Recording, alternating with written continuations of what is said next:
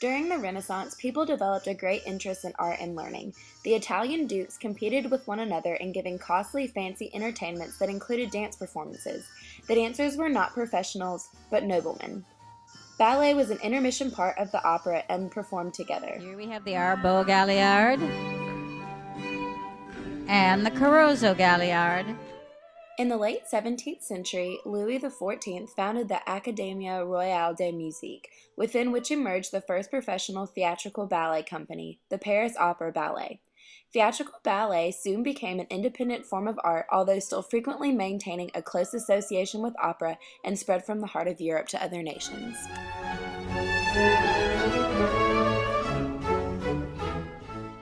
Cardinal Mazarin was an artist from Italy who brought love of ballet, dance, and music to France. He instilled the value of art into the courts of Louis XIV. This frames space established for the theater spectator the single-point perspective design theory at work. Louis XIV moved aristocrats into his home in Versailles because of the turmoil in the countryside. He built culture through elaborate ballets and dances with costumes and made himself the star of them all. Louis XIV led to codification of all the courts into ballet. To prove to the world that his will was greater than nature. Modern dance techniques include contraction, release and recover, suspension, swing, floor work, off-center, full body, and quarter-distal. That nobody had seen before, nobody had done before. Romantic ballet was an artistic, literary, and intellectual movement that originated in the second half of the 18th century in Europe and strengthened in reaction to the Industrial Revolution. It embodied most strongly in the visual arts, music, and literature. With the reasonably new skill of dancing in point improving, the ladies ruled the Romantic era.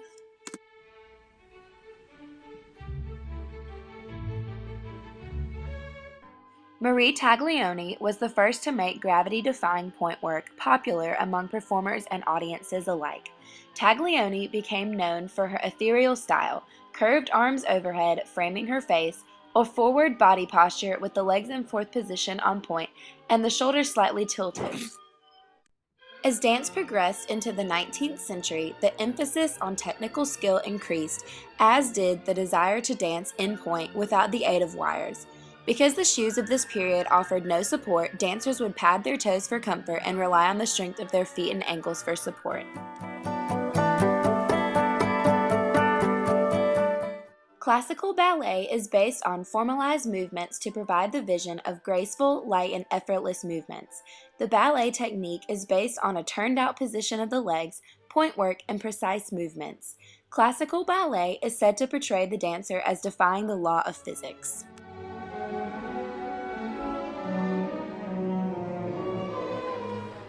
Martha Graham, also known as the Picasso of dance, codified modern dance. Martha Graham was one of the first pioneers to modern art. Graham's legacy is still seen today through the Martha Graham School of Contemporary Dance.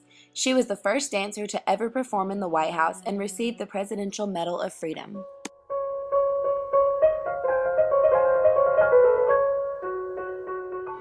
Neoclassical ballet draws from Russian imperialism dance, but focuses more on the dance movements and technical feats.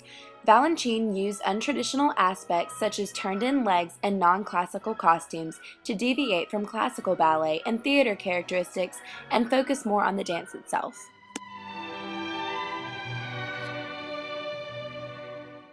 Georges Balanchine is known as the first pioneer of neoclassical ballet. He was best known for co-founding the New York City Ballet after leaving the Ballet Russe.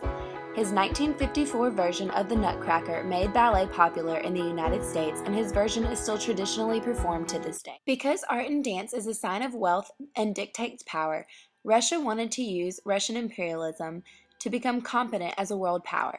The establishing of the Ballet Russe allowed dancers to develop their dance skills and perform for large audiences. Lester Horton was a modern dance choreographer in America. Horton technique emphasized the use of the whole body and had elements of Native American folk dance, Japanese arm gestures, and Balinese isolations for the upper body, particularly the eyes, head, and hands. He developed the first home for modern dance called the Horton Dancer. The head centered between your arms.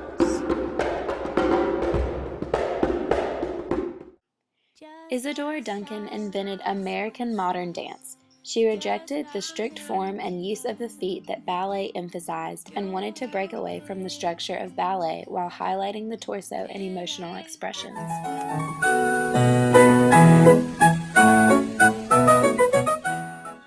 Ruth St. Denis created the dance of pseudo-exoticism, which incorporated different cultures, such as Indian culture, into her dance performances.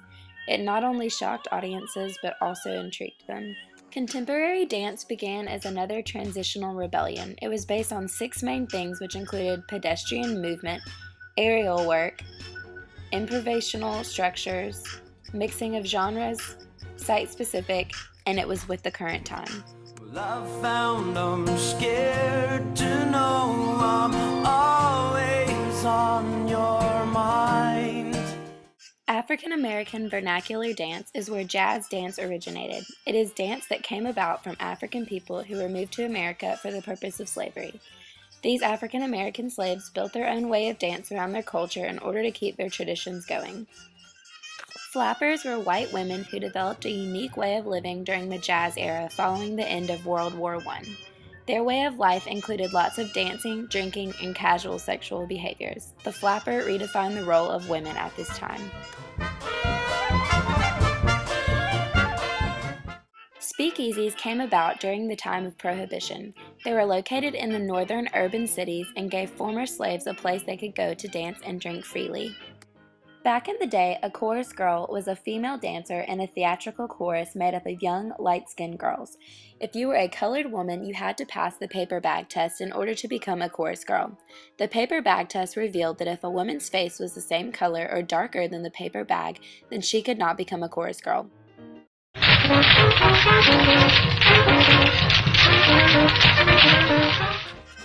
Evolving in the early 1940s and 50s, modern jazz focused on a greater harmonic and rhythmic complexity in music. Among the likes of John Coltrane, Billie Holiday, and Miles Davis, modern jazz is largely accountable for the emergence of the trumpet as a solo instrument and bebop, funk, and techno music. Katherine Dunham, an American dancer, wanted to fully submerge herself into African culture. In Haiti, she learned African rituals and dances and incorporated these into American ways, called the Dunham technique. Katherine Dunham transformed African American vernacular dance from a social environment to a concert stage. Dunham gave the dance purpose, isolation, structure, form, and technique.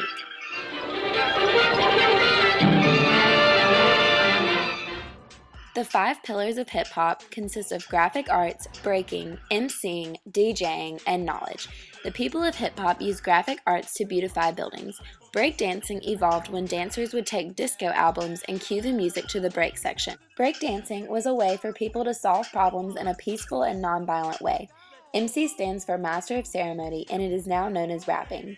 A DJ is a disc jockey that selects and plays recorded music for an audience. Hey, I bet you can't do it like this. Bet you can't do it like this. Stanley Kirk Burrell, known as MC Hammer, is known for his hit records, one of them being You Can't Touch This. He also is known for the trademark hammer pants and extravagant dance moves. MC Hammer crossed over from hip-hop into pop music and is considered an innovator of pop rock.